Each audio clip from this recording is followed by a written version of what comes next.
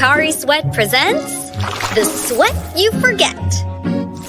Hello there, I'm Carrie and this is your body. You might be wondering why it looks so pale. That's because your body releases at least 2.5 liters of fluids every day.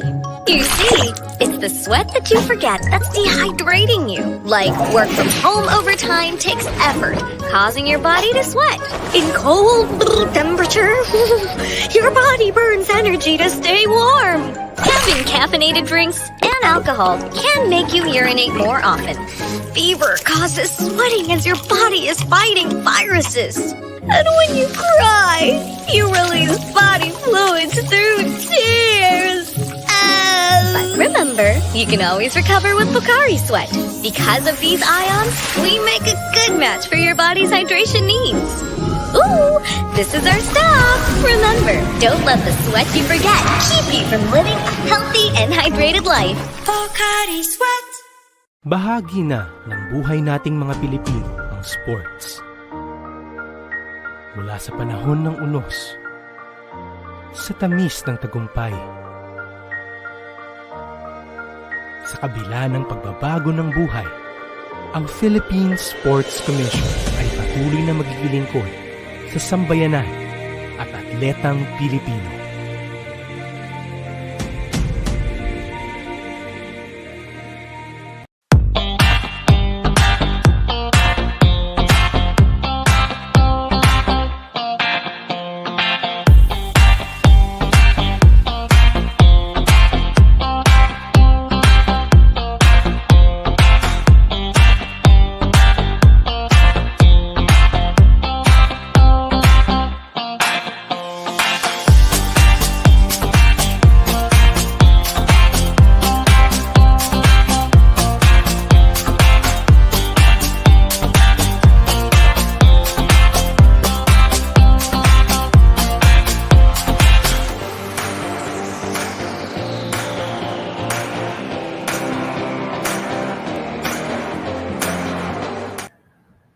And magandang hapon sa lahat ng mga nanonood at nakikinig sa ating PSC Chatroom. March 1 ngayon, 2023, araw ng Miyerkules. Ako po si Jess Laid ng PSC Public Communications Office sa ngalan ng PSC Board na pinangungunahan ng aming butihing PSC Chairman Richard Bachman, kasama si Commissioner Edward Hayco, Commissioner Olivia Bongku, at makakasama natin mamaya si Commissioner Walter Wawit Torres. Mapagpalang hapon ang ipinaabot namin para sa inyong lahat na sumusuporta sa Philippine sports. Nais din po naming pasalamatan ng aming major sponsors, ang Philippine Amusement and Gaming Corporation o PAGCOR at ang Philippine Charity Sweepstakes Office na walang sawa sa pagsuporta at pagtulong para sa ating mga atleta. Gayun din nagpapasalamat kami sa aming regular partners, ang Pocari Sweat Otsuka Solar Philippines at Pioneer Insurance na walang sawa sa pagsuporta sa ating pambansang koponan. Marami po tayong naging kaganapan nitong nagdaang mga araw. At para dyan, ito ang PSC updates. Noong nakarang Webes sa ating PSC updates, si PSC Chairman Richard Bachman ay nakipagpulong at nakipagkita sa mga national athletes and coaches ng PhilSilat Sports Association sa pangunguna ni Secretary General Inier Candor sa Penchak Silat Gym sa PSC Rizal Memorial Sports Complex. Recently, ang ating mga national athletes ay nagwagi ng 11 medals sa 6th Asian Penchak Silat Championship sa Srinagar, India. The Philippine Ice Skating Union National Training Pool sa pangunguna ni Coach Kevin Villanueva at Abraham Domdom naman ay nagkaroon din ng courtesy visit to PSC Commissioner Olivia Bongku sa Rizal Memorial Sports Complex. Kabilang sa mga pinag-usapan nila ang development ng national pool as well as strengthening their national grassroots sports program. Ang mga opisyal, miyembro at coaches ng Philippine Eskrima Kali Arnis Federation o PECAF sa pangunguna ni Executive Vice President Gerald Cañete ay personally na welcome naman ni PSC Commissioner Edward Hayco sa PSC Main Office sa Malate, Manila. Ang PECAF National Sports Association for Arnis ay nagkaroon ng National Qualifying Games for the 32nd Southeast Asian Games nitong nakaraang February 25 hanggang 26 sa PSC Multipurpose Gym, yung formerly known as Ninoy Aquino Stadium. Nitong Sabado, kinommemorate natin, nakasama ang PSC sa pag-commemorate sa 37th EDSA People Power Revolution Anniversary kung saan pinakita ang kahalagahan ng pagtutulong-tulong at pag-unite para sa isa't isa at para magtagumpay sa mga gawain. Nitong Sabado rin, ang Philippine Sports Commission ay nagkaroon ng isa pang edisyon ng Laro't Saya sa Parke Weekend sa Bicentennial Park sa Quirino Stadium, Ilocos Sur. Sa pangunguna ni Ilocos Sur Governor Jerry Singson, nabuksan ang naturang event at kasama sa mga winelcome si PSC Chairman Richard Bachman, kasama ang mga coaches and trainers para sa mga palaro. Since it started in 2013, the Laro't Saya sa Parke program has reached about 2 million Filipinos across different cities and provinces in Luzon, Visayas, and Mindanao, drawing Filipino families into playing and learning sports together. Also present in the opening were LSP's Project Manager Dr. Lauro Domingo Jr., Ilocos Sur's Special Assistant to the Governor in Sports, Mr. Jester Singson, and PSC Regional Sports Coordinator and Provincial Sports Consultant, Mr. Edwin Llanes. Bukod pa dito, si PSC Commissioner Olivia Bongku ay nag-conduct din ng ocular visit sa training venue and kinamusta ang kondisyon ng ating mga soft tennis national team regarding sa kanilang preparasyon para sa mga competitions ngayong taon. The Philippine Sports Commission Board sa pamamagitan ni Commissioner Olivia Bongku and Commissioner Walter Torres ay dumalo at lumahok. Sinamahan nila si Senate President and Philippine Eskrima Kali Arnis Federation President Juan Miguel Subiri sa opening ng Battle of Champions for Arnis ahead of the Southeast Asian Games nitong Sabado. The National Battle of Champions started at the Ninoy Aquino Stadium or PSC Multipurpose Gym sa Rizal Memorial Sports Complex. Ito ay isang championship na nagdetermine sa composition ng new Philippine National Arnis team. The two-day competition brought about 200 Arnis champions from regional qualifiers sa Luzon, Visayas at Mindanao and sa National Capital Region. Nitong linggo naman, nais natin congratulate ang pagwawagi ng ating figure skating duo Isabela Gamez and Alexander Corovin para sa 2023 ISU World Figure Skating Championship qualifiers. Not only are they the first Philippine pair of skaters but also the first for Southeast Asia na nakapag-qualify para sa naturang competition. Sports took central focus naman sa pagdidiscuss ni PSC Chairman Richard Bachman with Philippine Sports and former Gintong Alay Chairman, now Lawag City Mayor Michael Marcos Kion, last Saturday sa residence niya sa Barangay Kalayab, Lawag City. With sports is a passion between the two leaders, there were many matters to discuss and compare notes on during this impromptu but very productive meeting. Nais din nating i-congratulate ang ating Philippine Squash Academy para sa our Kayod Pilipinas team for successfully hosting ang first Philippine Masters Invitational and Jumbo Double Championships last February 23 to 26. Ginanap yan sa National Squash Center sa Rizal Memorial Sports Complex sa Manila.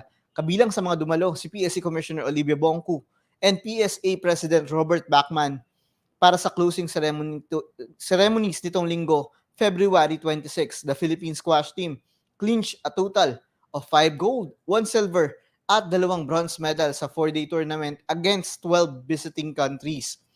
Ang mga nanalo ay para sa Jumbo Doubles, Open Category Champion sina Robert Garcia at David Pelino. Second runner-up sina Raymark Bigornia and Meljan Arebado. Sa Classic Plate Champion, si Jamaica Aribado and Ibon Dalida.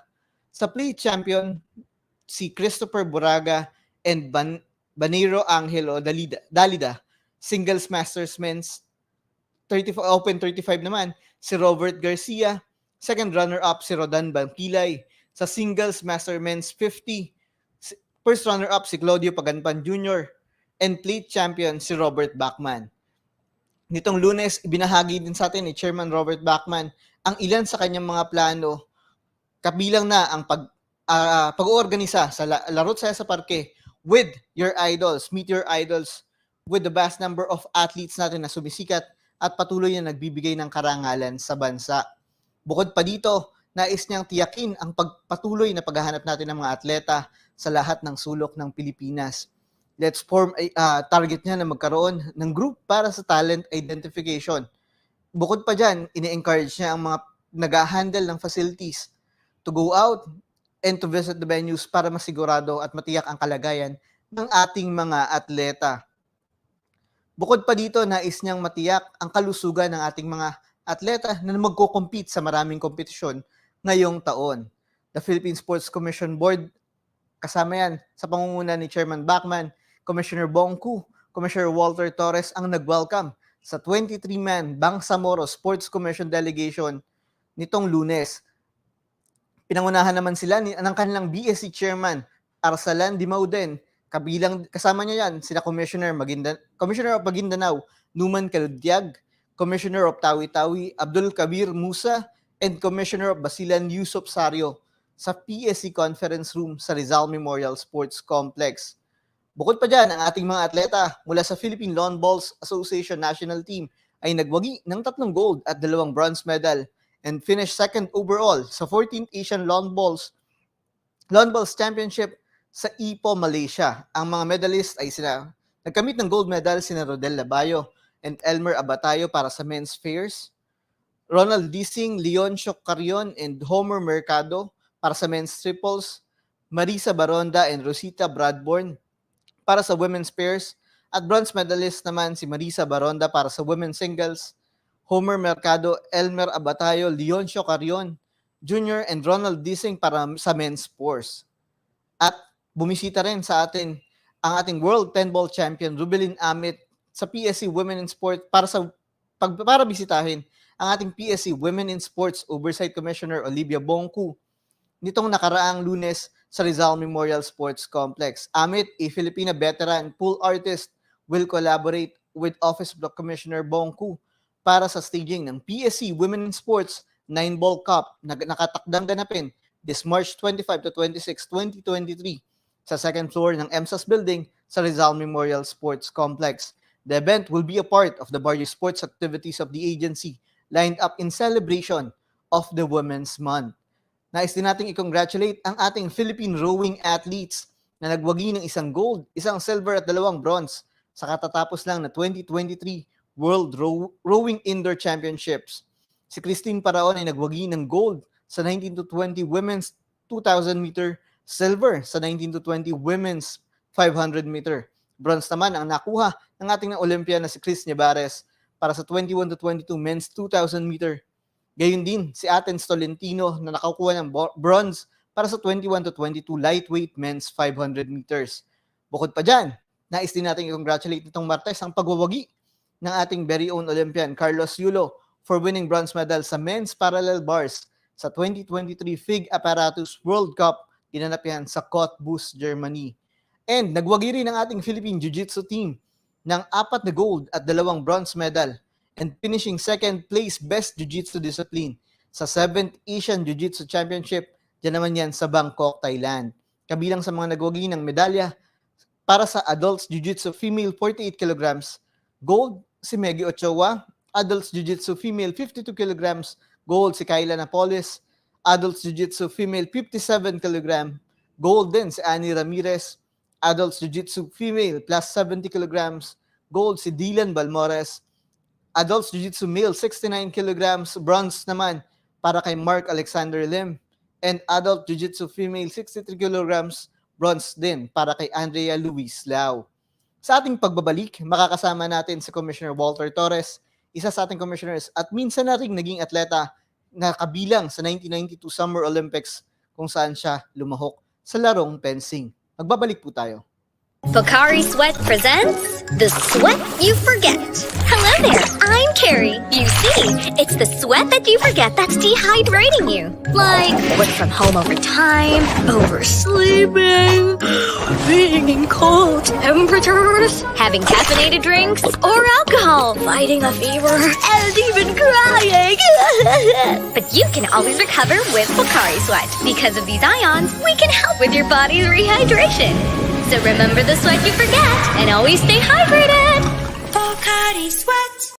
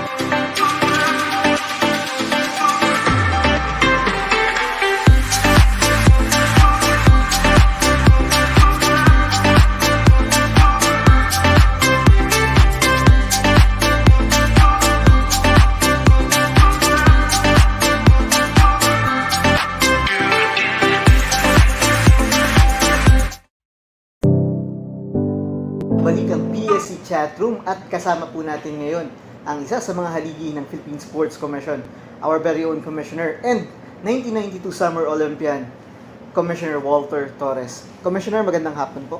Magandang hapon at magandang hapon sa lahat ng tagapakinig. So maraming salamat at bigyan mo ng pagkakataon na magsalita sa hapong ito. With all the things you have been doing since na nakapag-oath and you have started this January, tuloy-tuloy na hanggang February. Before being one of our commissioners, you have been an athlete. Paano po ba kayo nag-start sa sport? Una-una, mahilig talaga ako sa sports, no?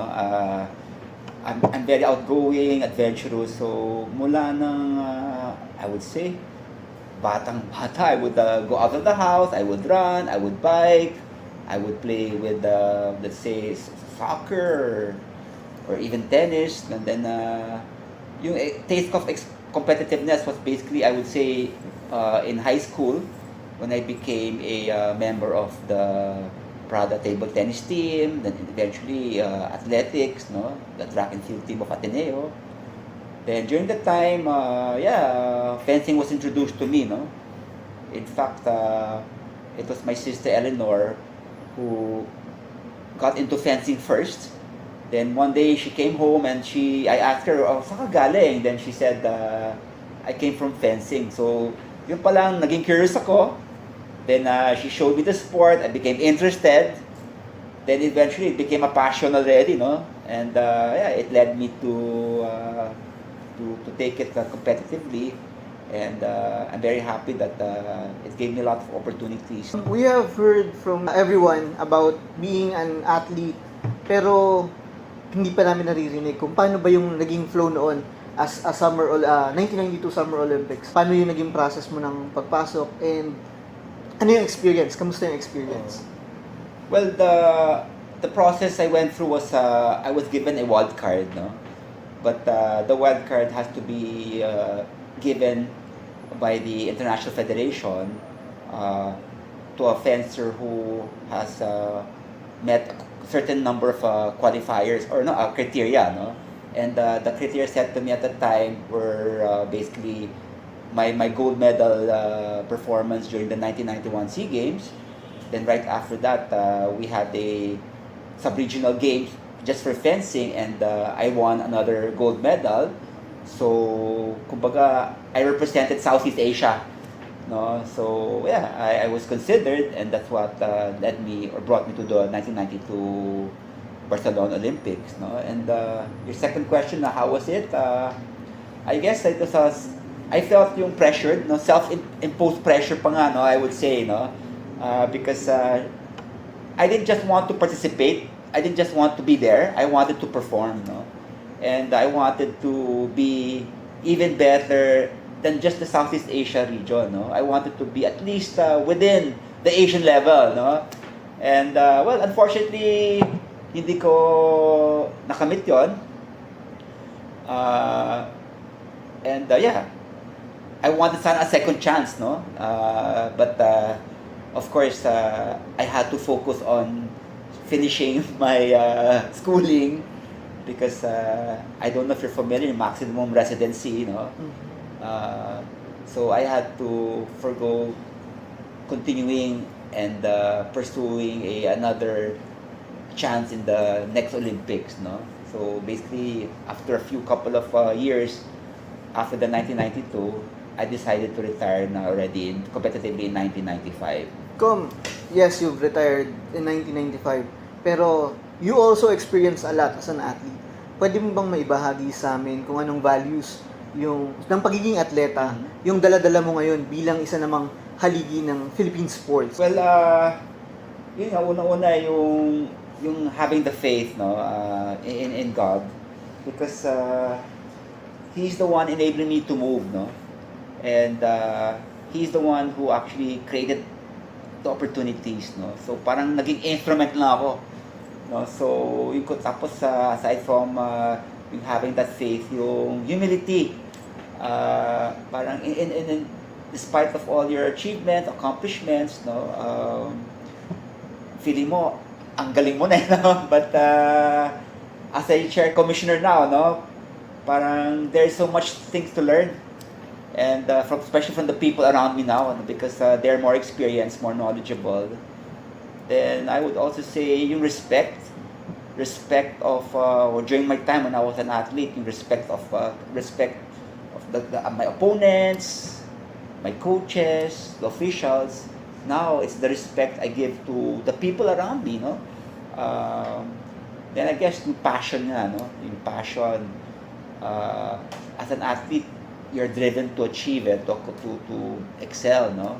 So similarly now as a commissioner, I would like to have that passion so that I'll be moved to keep on going and going, and of course, hopefully, be good at it.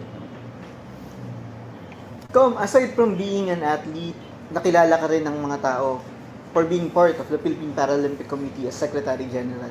Paano ka na-involved sa Philippine Paralympic from being a regular athlete to Paralympics, which is very different kind of management din? Well, yung involvement ko sa para movement, I would say, began around in 2007 when I was asked to coach or to start a wheelchair fencing program. So at that time, I was already coaching fencing, and fencing was introduced as part of the ASEAN Para Games, I think 2008, no? So yeah, so they called me to coach, to start a team, and I did. Then eventually, but yun nga, hindi na nag-kick off, no, after the participation in the ASEAN Para Games. Hindi ko na masyado na sustain, no. So nag-let go, and I focused on coaching, teaching, and academe, and of course family life. Then in 2018, I was called upon by the treasurer of the Philippine Paralympic Committee, John Olonte, to help, no, PPC.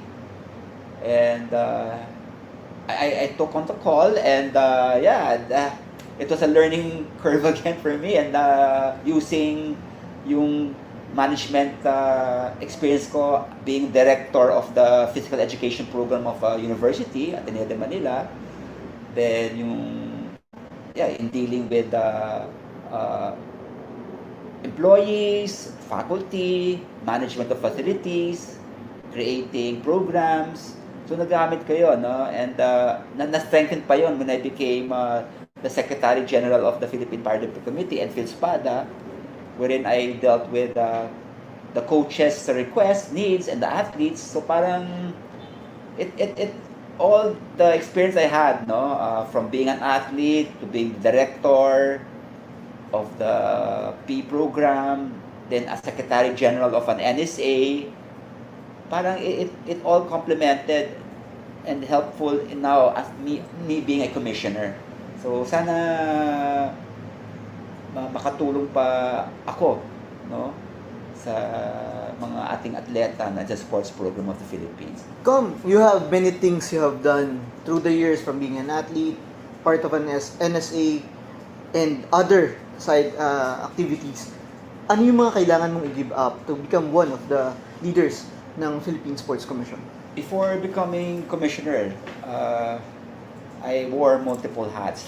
So first and foremost, I was a full-time faculty at the Ateneo de Manila University, and actually 27 years na ako noon, and I had to sort of retire early, Then as Secretary General of the Philippine Paralympic Committee and PhilSPADA, I had to give that also, Then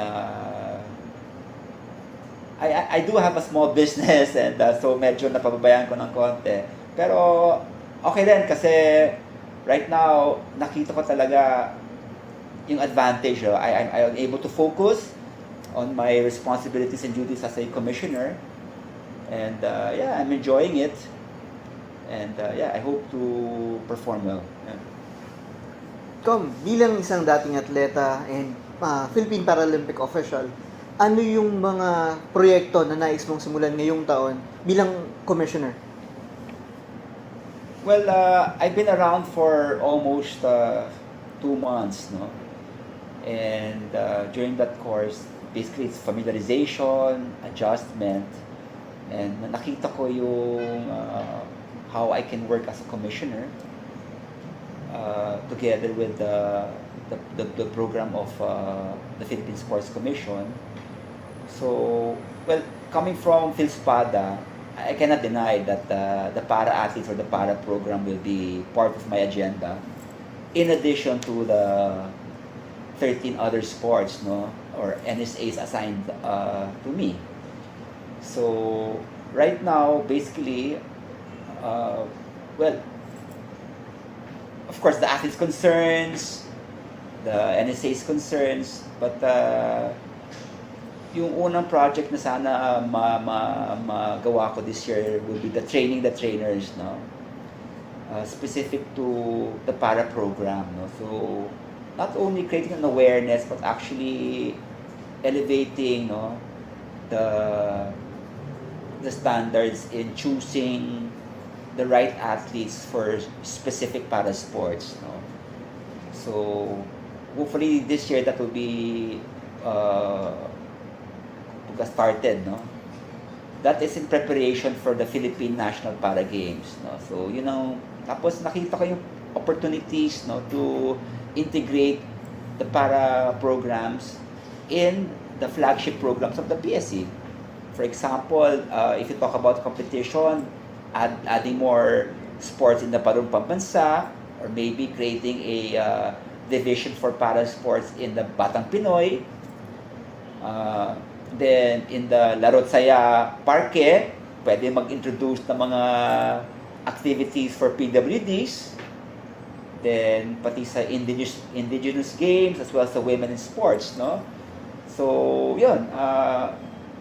Sa agency naman, I agree with the chairman's goal of taking care of the people behind the agency, the personnel, the employees. So, I'm focusing on developing their wellness, the wellness and the health part, no? So, kaya nga, we have this Fun Day Friday to encourage the employees to be physically active at least an hour and a half in a week, no? And I hope because of that activity, they'll be encouraged, no, to be active even on other days of the week, no? So, these are the programs, no? Yeah. Kong, with what you said, familiarization, you have been visiting yung ating mga national team members. Kamusta yung pagbisita mo? Ano yung mga narinig mo sa kanila? And what do you think you can help with? Well, yung pagbisita sa mga national teams, no? I see the importance, no? And I agree with Chairman Bachmann that we should, as commissioners, no? In fact, even before I became commissioner, I've been doing that with Philspada, no? The advantage really is not only to get to know about the sport, but you get to know the athletes themselves and their needs, no, concerns. So, and I honestly, I feel for them because sabi ko nga, I was an athlete before.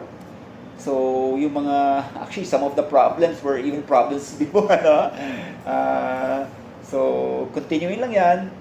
And having seen the need and observing their training venues, may marami talaga kailangan gawin, no? So, slowly, I'm using my influence to help, no?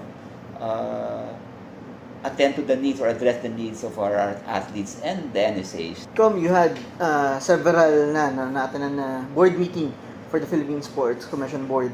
Ano yung mga long-term goals na na-discuss doon? And ano yung personal long-term goals mo na nais mong ma-implement for the duration of your for your state? Well, yung long-term goals ng board, no, basically, of course, the needs of the athletes, addressing the needs of the athletes, the NSA's improvement of facilities, you know, providing proper nutrition. Yan. So, ako naman, to complement that, I would like to sort of create or introduce, if not revive, a retirement program for our athletes, no, and coaches. Why? Because at the peak of the career, we should guide them on how to prepare, no, for the eventual realization that I have to retire, I can't play anymore, no, either because of age, injury, or some other commitments, no. So when I say prepare them for retirement, sana may mga livelihood programs tayo, educational programs, financial, no, how to do, what to do with money, how to save. Then aside from livelihood, merong healthcare sana, no, or even education, and probably even housing, no, mag-invest na unti-unti, no. Yun, so sana within my term as commissioner, magawa ko yun, no? Of course, with the help of my fellow commissioners and our chairman. Meron ka bang mga grupo o ahensya na kinakausap na in preparation for your upcoming projects?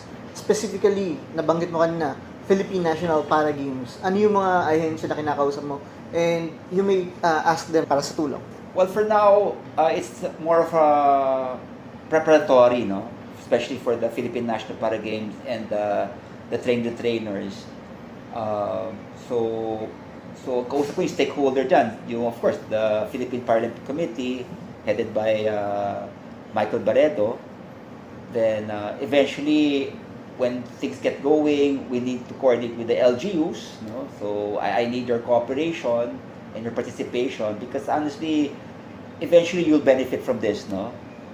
Then, with the integration of the para sports program in flagship programs, nandyan na yung stakeholders like kung palarong pambansa, it's DepEd, no? Pagbatong Pinoy, and other, the laro sa parke would be, of course, the agency na, the people concerned sa agency. So, well, my request basically is support these programs because, like I said, it will benefit everybody, no? Maybe I've been mentioning about the para program, but honestly, the trainers can be also done with the NSAs, no, or with the regular coaches, regular athletes, no, or athletes without disabilities. In fact, just a week ago, I came from Camarines Norte, and I saw the opportunity to develop water sports.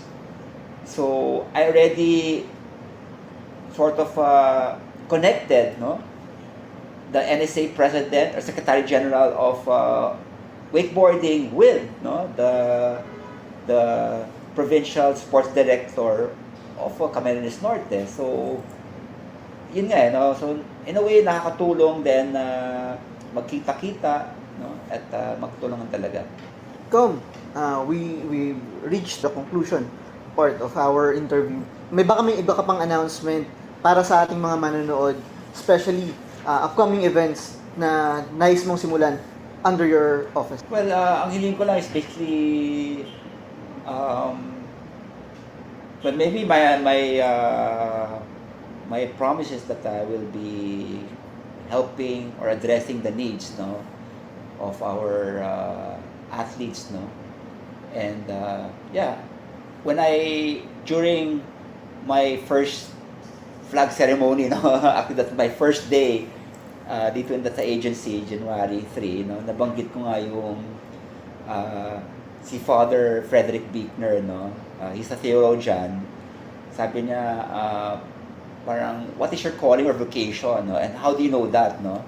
And I realized that my calling is basically to address, no, the deep hunger, no, of our athletes, no. So by doing that, you will have this sense of similar na deep gladness, no, yung sinasabi niya, no. So yung meeting point of addressing, feeling deep gladness, and by meeting and addressing the needs of the athletes, no. My really advice, no, is again, I would like to quote another theologian, no, the late Father Catalino Arevalo, who is a Filipino, he's known a well-renowned Asian theologian, no? And he said, when asked, no, how do you live a life of spirituality? But I'd like to change the word spirituality to how do you live a life of service, no? So, ang sabi niya is, you set one's life in a horizon, uh, in a dream bigger or larger than life, no? So when I say larger than life, is a life larger of service, no? So don't just focus on getting recognition, or even if you're an athlete or a coach or a official, medals, recognition. Go beyond that, no? Let's work on being a champion by serving, no? By addressing the deep hunger of Philippine sports. Com, do you have a parting message para sa ating sports community? You will be interviewed again for the next coming months para naman sa mga projects mo. And parting message for them. Yun lang. Ako, I ask you to pray for me as a commissioner and the agency, so that we may perform our duties responsibly and properly, so that we elevate the status of Philippine sports, bring national pride, and the athletes will benefit from it, no? So again, prayers, then support, no? That's one. So whenever we have games, or we send people abroad, or we have projects, participate and support positively, no? Yan lang yan. So encourage, no? Kasi your participation will encourage us more to perform and do better. Okay, so thank you again, and mabuhay kayong lahat. That's our interview with our Commissioner Walter Torres. Maraming salamat po. Thank you.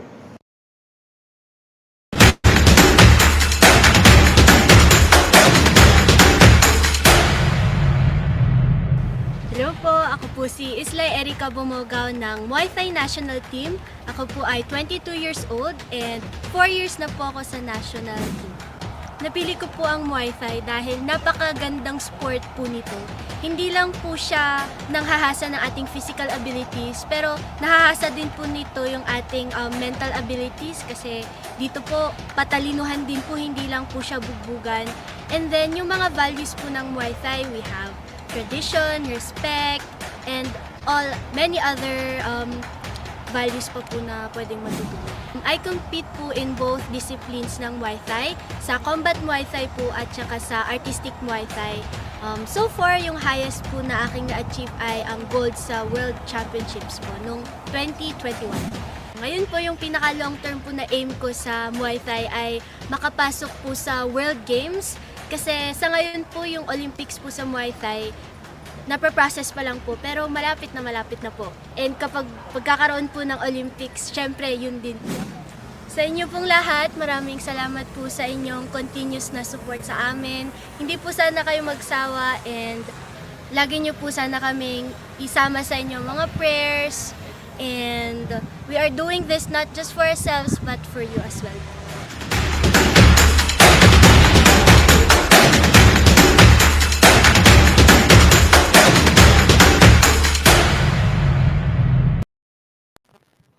At nagbabalik nga tayo dito sa PSC Chatroom.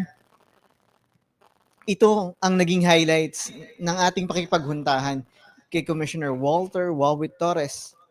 Ibinahagi niya sa atin kung ano ang isa sa pinakamalaking values na dala niya pa rin hanggang ngayon mula sa pagiging atleta, ang pananalangin.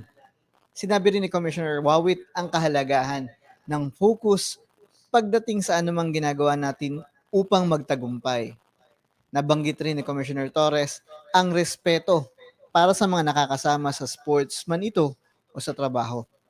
Kasabay ng mga paparating na mga kompetisyon at proyekto, ang buong PSC workforce ay humihingi ng inyong suporta at panalangin para sa ating mga atleta at gabay para sa mga pinuno ng ating ahensya at ng ating pamahalaan. Sa ating mga taga-subaybay na mapapanood nyo na sa ating social media accounts ang ating Hello Champ Episode 1 kung saan nakausap natin ang isa sa ating Muay Thai National Athletes and Awarded Athlete, Islay Erica Bumogaw. Para sa ating mga tagapanood, kung may masaya o di kaya kaaya-aya kayong kwento kayo sa sports, maaari nyo itong ibahagi sa amin sa pamamagitan ng email. Mag-send lamang nito sa pscisports@gmail.com para manatiling updated sa mga programa at serbisyo ng Philippine Sports Commission. Maaari nyo ilike ang aming Facebook page at psc.gov.ph, sa Twitter at psc_gov, sa Instagram at PhilThatSportsCommission. At para sa ating mga videos, mag-subscribe sa aming YouTube channel, ang Philippine Sports Commission.